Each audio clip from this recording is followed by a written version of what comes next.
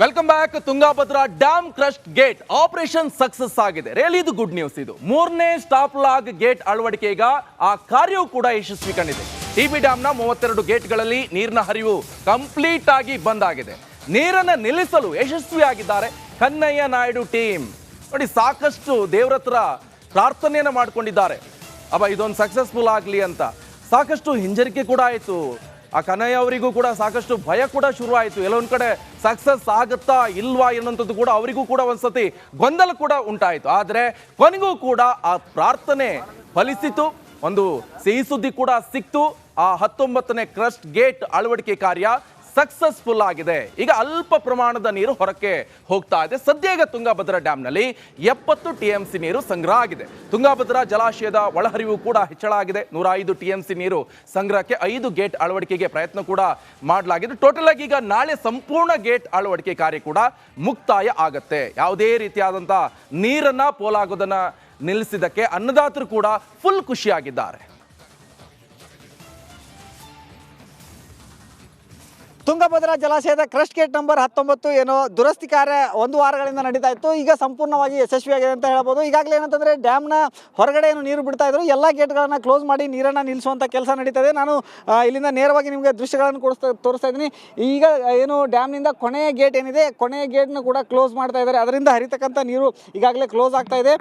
ಸುಮಾರು ಏನಂತಂದರೆ 105 TMC ನೀರಿದ್ದಾಗ ಆ ಗೇಟ್ಗಳನ್ನು ಓಪನ್ ಮಾಡಿದ್ರು. ಈಗ ಸದ್ಯ ಡ್ಯಾಮ್ನಲ್ಲಿ 70 TMC ನೀರು ಬಾಕಿ ಇರುವಾಗ ಎಲ್ಲ ಗೇಟ್ಗಳನ್ನು ಕೂಡ ಕ್ಲೋಸ್ ಮಾಡ್ತಾ ಇದ್ದಾರೆ. ಕೊನೆಯ ಗೇಟ್ ಕೂಡ ಈಗ ಕ್ಲೋಸ್ ಆಯಿತು. ಅಂತಂದರೆ 19 ಕ್ರಸ್ಟ್ ಗೇಟ್ ನಂಬರ್ 19 ಏನು ನೀರು ಸೋರಿಕೆ ಆಗ್ತಾ ಇತ್ತು, ಅದು ಒಂದೇ ಗೇಟ್ನಿಂದ ಏನು ಅಲ್ಪ ಪ್ರಮಾಣದ ನೀರು ಹೊರ ಹೋಗ್ತಾ ಇದೆ. ಅದು ಈಗಾಗಲೇ ಏನಂತಂದರೆ ಸ್ಟಾಪ್ ಲಾಕ್ ಗೇಟ್ಗಳನ್ನು ಅಳವಡಿಸಲಾಗ್ತಾ ಇದೆ. ಅದರಿಂದ ಈ ನೀರು ಕೂಡ ಇನ್ನೇನು ಕೆಲವೇ ಕ್ಷಣಗಳಲ್ಲಿ ಇದು ಕೂಡ ಬಂದಾಗಿ ಹೋಗುತ್ತೆ. ಸುಮಾರು 33 ಗೇಟ್ಗಳು ಏನಿದ್ವು ಈ ಒಂದು ತುಂಗಭದ್ರಾ ಜಲಾಶಯದ 33 ಗೇಟ್ಗಳಲ್ಲಿ ಈಗಾಗಲೇ 32 ಗೇಟ್ಗಳನ್ನು ಸಂಪೂರ್ಣವಾಗಿ ಕ್ಲೋಸ್ ಮಾಡಿದ್ದಾರೆ. ಈ ಒಂದು ಡ್ಯಾಮ್ಗೆ ಈಗಾಗಲೇ ಅಂದರೆ 80,000 ಕ್ಯೂಸೆಕ್ ಇನ್ಫ್ಲೋ ಕೂಡ ಬರ್ತಾ ಇದೆ. ಈ ಹಿನ್ನೆಲೆಯಲ್ಲಿ ಈ ಒಂದೇ ಒಂದು ಗೇಟ್ನಿಂದ ಅಲ್ಪ ಪ್ರಮಾಣದ ನೀರು ಹೊರಗೆ ಹೋಗ್ತಾ ಇದೆ. ಇದ್ರ ಮೇಲ್ಗಡೆ ಇನ್ನೂ 2 ಗೇಟ್ಗಳನ್ನು ಅಳವಡಿಸಿ ಸಂಪೂರ್ಣವಾಗಿ ಕ್ಲೋಸ್ ಮಾಡಲಾಗುತ್ತೆ. ಇದರಿಂದ ಯಾವುದೇ ಪ್ರಮಾಣದ ಯಾವುದೇ ಹನಿ ಯಾವುದೇ ರೀತಿ ನೀರು ಹೊರ ಹೋಗಲ್ಲ. ಸಂಪೂರ್ಣವಾಗಿ ಡ್ಯಾಮ್ ಕ್ಲೋಸ್ ಆಗುತ್ತೆ. ಅಂದರೆ ಇನ್ಫ್ಲೋ ಏನು ಹೆಚ್ಚಿನ ಪ್ರಮಾಣದಲ್ಲಿ ಇನ್ಫ್ಲೋ ಬಂದರೆ ಮತ್ತೆ ಒಂದು ಡ್ಯಾಮ್ ತುಂಬುವಂಥ ಒಂದು ಎಲ್ಲ ಭರವಸೆಗಳು ಕೂಡ ಇಲ್ಲಿ ಎದ್ದು ಕಾಣಿಸ್ತಾ ಇದ್ದಾವೆ. ಏನು ಡ್ಯಾಮ್ನ ನೀರು ಹೊರ ಹೋಗ್ತಾ ಏನು ಈ ಒಂದು ಕ್ರಸ್ಟ್ ಗೇಟ್ ಕಿತ್ತೋದಾಗ ಈ ಭಾಗದ ರೈತರಿಗೆ ಒಂದು ಸಾಕಷ್ಟು ಆತಂಕ ಮನೆ ಮಾಡಿತ್ತು. ಸಂಪೂರ್ಣವಾಗಿ ಡ್ಯಾಮ್ ಖಾಲಿಯಾಗಿ ಹೋಗುತ್ತೆ. ನೀರನ್ನು ಕಳ್ಕೊಂಡ ನಂತರ ಮುಂದಿನ ಒಂದು 2 ಬೆಳೆಗಳಿಗೆ ನೀರು ಸಾಕಾಗೋಲ್ಲ, ಮತ್ತು ಅದ್ರ ಜೊತೆಗೆ ಕುಡಿಲಿಕ್ಕೆ ಕೈಗಾರಿಕೆಗಳಿಗೆ ಸಾಕಷ್ಟು ತೊಂದರೆ ಆಗುತ್ತೆ ಅನ್ನುವಂಥ ಒಂದು ಭಯದ ವಾತಾವರಣ ನಿರ್ಮಾಣವಾಗಿತ್ತು. ಆದರೆ ನೋಡಿ, ಇಷ್ಟು ಮಾತ್ರವಲ್ಲ, ಕಿತ್ತು ಹೋಗಿರುವಂತಹ 19ನೇ ಕ್ರಸ್ಟ್ ಗೇಟ್ ಪತ್ತೆಯಾಗಿದೆ. ಟಿಬಿ ಡ್ಯಾಮ್ ಮುಂಭಾಗದಲ್ಲೇ ಬಿದ್ದಿರುವಂತಹ ಗೇಟ್ ಇದು. ನೀರು ಕಡಿಮೆ ಆಗ್ತಾ ಇದ್ದಂತೆ ಕಾಣಿಸಿದೆ ಈ ಕ್ರಸ್ಟ್ ಗೇಟ್. ಸಾಕಷ್ಟು ನೀರು ಸಂಗ್ರಹ ಆದಂತ ಸಂದರ್ಭದಲ್ಲಿ ಈ 19ನೇ ಕ್ರಸ್ಟ್ ಗೇಟ್ ಕೊಚ್ಕೊಂಡು ಹೋಯ್ತಲ್ಲ, ಆ ಕ್ರಸ್ಟ್ ಗೇಟ್ ಕೂಡ ಈಗ ಟಿಬಿ ಡ್ಯಾಮ್ ಮುಂಭಾಗದಲ್ಲೇ ಈಗ ಪತ್ತೆಯಾಗಿದೆ. ಅಲ್ಲೇ ಮುಂಭಾಗದಲ್ಲಿ ಬಿದ್ದಿದೆ ಎನ್ನುವಂಥದ್ದು ಕೂಡ ಈಗ ಗೊತ್ತಾಗ್ತಾ ಇದೆ. ಯಾಕಂತ ಹೇಳಿದ್ರೆ ನೀರು ಕಡಿಮೆ ಆಯಿತು. ನೀರು ಕಡಿಮೆ ಆದ ಸಂದರ್ಭದಲ್ಲಿ ಆಬ್ವಿಯಸ್ಲಿ ಕಾಣಿಸುತ್ತೆ. ಆ ದೃಶ್ಯವನ್ನು ಕೂಡ ನೀವು ಗಮನಿಸ್ತಾ ಇರ್ಬೋದು. ಈಗಾಗಲೇ ಯಾವ ರೀತಿಯಾಗಿ ಆ ಒಂದು ಗೇಟ್ ಬಿದ್ದಿದೆ. ಇದು ಆ ಟಿಬಿ ಡ್ಯಾಮ್ ಮುಂಭಾಗದಲ್ಲಿ ಬಿದ್ದಿರುವಂಥ ದೃಶ್ಯ. ಆ ಬಿದ್ದ ಕೂಡಲೇ ಇದಕ್ಕೆ ಈಗ ತಾತ್ಕಾಲಿಕವಾಗಿ ಒಂದು ಗೇಟನ್ನು ನಿರ್ಮಾಣ ಮಾಡಲಾಗುತ್ತೆ. ಆ ನಿರ್ಮಾಣ ಕಾರ್ಯ ಕೂಡ ಈಗ ಸಕ್ಸಸ್ ಆಗಿದೆ. ಯಾಕಂತ ಹೇಳಿದ್ರೆ ನೆಕ್ಸ್ಟ್ ಮೂಮೆಂಟ್ ರೈತರಿಗೂ ಕೂಡ ನೀರು ಸಿಗೋದಿಲ್ಲ. ಆ ನೀರನ್ನು ತಡೆ ಹಿಡಿಯಲೇಬೇಕಾದಂಥ ಅನಿವಾರ್ಯತೆ ಕೂಡ ಸೃಷ್ಟಿಯಾಗಿತ್ತು.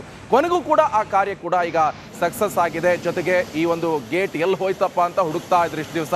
ಆ ಗೇಟ್ ಕೂಡ ಈಗ ಪತ್ತೆ ಆಗಿದೆ. ನೀರು ಕಡಿಮೆ ಆಯಿತು, ಹರಿದು ಹೋಗ್ತಾ ಇರುವಂಥ ನೀರು ಕೂಡ ಕಡಿಮೆ ಆಯಿತು, ಹೊರಹರಿವು. ಸೊ ಹಿನ್ನೆಲೆಯಲ್ಲಿ ಆ ಗೇಟ್ ಕೂಡ ಈಗ ಪತ್ತೆ ಆಗಿದೆ. ಆ ದೃಶ್ಯವನ್ನು ಕೂಡ ನೀವು ಗಮನಿಸ್ತಾ ಇದ್ದೀರಾ. ಇದು ಟಿಬಿ ಡ್ಯಾಮ್ ಕೊಪ್ಪಳದಲ್ಲಿ ಯಾವ ರೀತಿಯಾಗಿ ಒಂದು ಘಟನೆ ನಡೆಯಿತು. ಮಧ್ಯರಾತ್ರಿ ಇದ್ದಕ್ಕಿದ್ದಂತೆ ಈ ಡ್ಯಾಮನ ಗೇಟ್ ಮುರ್ಕೊಂಡು ಕಳಚಿ ಬಿದ್ದಿರುವಂಥದ್ದು. ಆ ಸಂದರ್ಭದಲ್ಲಿ ಏನಾಯಿತು, ರೈತರಿಗೆ ಯಾವ ರೀತಿಯಾಗಿ ಸಂಕಷ್ಟ ಮುಂದಿನ ದಿನಮಾನದಲ್ಲಿ ಎದುರಿಸಬೇಕಾದಂಥ ದುಸ್ಥಿತಿ ಎದುರಾಗ್ತಾ ಇತ್ತು. ಈಗ ಅದಕ್ಕೆಲ್ಲವೂ ಕೂಡ ಒಂದು ಲೆಕ್ಕದಲ್ಲಿ ತಾತ್ಕಾಲಿಕ ಸ್ಟಾಪ್ ಬಿದ್ದಿದೆ.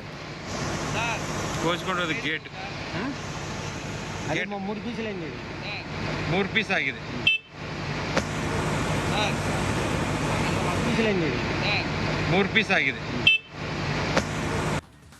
ಇನ್ನು ಸಿಎಂ ಸಿದ್ದರಾಮಯ್ಯ ತಲೆ ಮೇಲೆ ಸೈಟ್ ಸಂಕಷ್ಟದ ತೂಗುಗತಿ ನೇತಾಡ್ತಾ ಇದೆ. ಸಿದ್ದರಾಮಯ್ಯ ಮುಂದಿನ ನಡೆ ರಾಜೀನಾಮೆಯೋ ಇಲ್ಲ ಕಾನೂನು ಸಮರವೋ ಎನ್ನುವ ಗೊಂದಲದಲ್ಲಿದ್ದಾರೆ.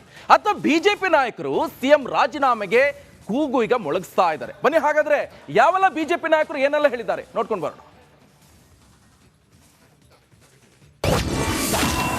ಸಿದ್ದರಾಮಯ್ಯ ಮೇಲೆ ನುಗ್ಗಿ ಬಂದ ಮೂಢಾಸ್ತ್ರ.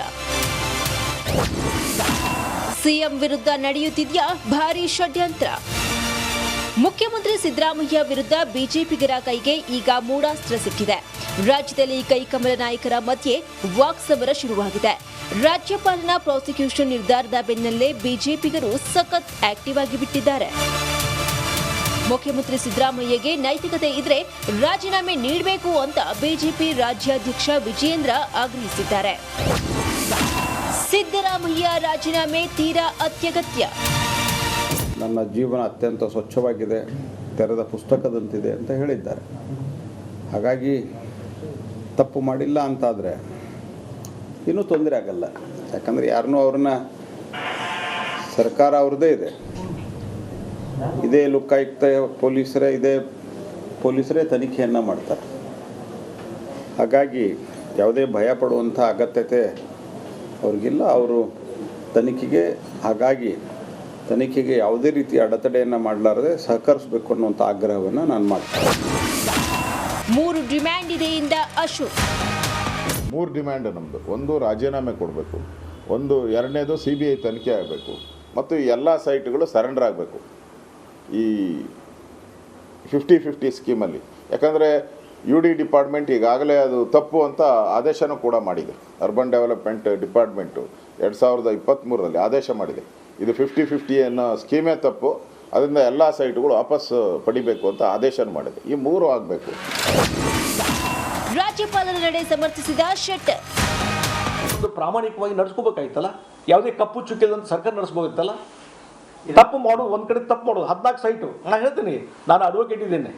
14 ಸೈಟು ಏನವರು ತಮ್ಮ ಹೆಸರು ಮಾಡ್ಕೊಂಡಿದ್ದಾರೆ, ತಮ್ಮ ಕುಟುಂಬದ ಹೆಸರಲ್ಲಿ, ಅದು 100% violation of the rules, violation of the law. 100% ನಾನು ಹೇಳ್ತೇನೆ. ಒಬ್ಬ ರಾಜ್ಯಪಾಲರಾಗಿ ಅವರು ಲರ್ನೆಡ್ ಪರ್ಸನ್ ಅದ್ದಾರೆ ಮತ್ತು ಯಾವ ರೀತಿ ಒಂದು ಒಳ್ಳೆಯ ರೀತಿಯಿಂದ ಒಬ್ಬ ಗವರ್ನರ್ ಆಗಿ ಕೆಲಸ ಮಾಡಬೇಕು. ಬಹುಶಃ ಈಗ ನೋಡ್ರಿ, ಅವ್ರು ಬಂದು ಬಹುಶಃ 2 ವರ್ಷ ಮೇಲೆ ಆಯಿತು. ಇಲ್ಲಿವರೆಗೆ ಯಾವುದಾದ್ರೂ ಒಂದು ಕಾಂಟ್ರವರ್ಸಿ ಆಗಿದೆ? ಏನೂ ಆಗಿಲ್ಲ.